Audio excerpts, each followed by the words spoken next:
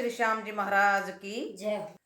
बताते हैं भादो मास की 8वीं के दिन श्री कृष्ण जी जब अवतरित हुए, उस समय उनके माता पिता कंस की जेल में बंद थे। कहते हैं एक अलौकिक प्रकाश हुआ और उनकी बेड़ियां और हथकड़ियां अपने आप खुल जाती हैं।